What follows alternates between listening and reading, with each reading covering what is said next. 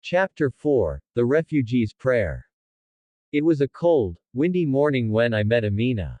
I was standing outside a small church near Devon Avenue, where languages from every corner of the world blend like music on the breeze. The smell of curry and coffee drifted through the air as people passed, hurrying to work or prayer. Inside the church basement, I'd heard there was a women's group that met every Thursday, a safe place for refugees trying to rebuild their lives. That's where I found her, sitting near a window, hands folded around a steaming cup of tea. She greeted me softly, her accent gentle, her eyes deep with stories untold.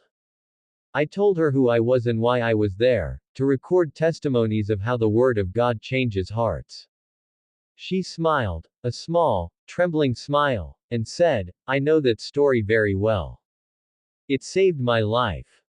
Amina came from a country torn by war. Her village had been destroyed, her family scattered. "I saw things I cannot say," she whispered, "but I remember the night I prayed for the first time. I did not know if God would hear someone like me." She said she had fled her home with nothing but the clothes on her back and a small notebook her mother gave her, one that had a single verse written inside. It was in her native language, but she translated it for me through tears. Psalm chapter 46 verse 1. God is our refuge and strength, a very present help in trouble.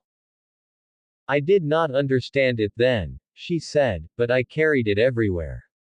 When I hid in the dark, when I walked for days with no food, I whispered it over and over, God is my refuge.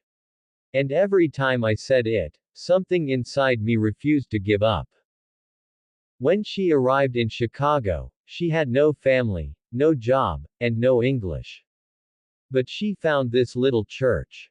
"They prayed with me," she said, "even when I could not understand their words. But I felt the Spirit.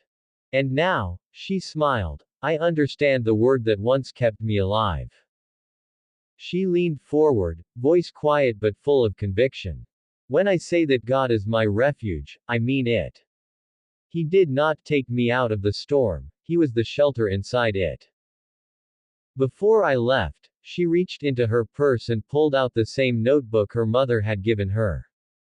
Its cover was faded and torn, but on the first page, she had written the verse again in English, this time in bold black ink. She pressed it into my hands and said, "So you never forget, He is near to the brokenhearted." As I stepped outside, the church bells began to ring. The wind blew cold, but it carried a warmth I couldn't explain. I looked up at the gray Chicago sky and whispered her verse back to God. God is our refuge and strength, a very present help in trouble. Psalm chapter 46 verse 1.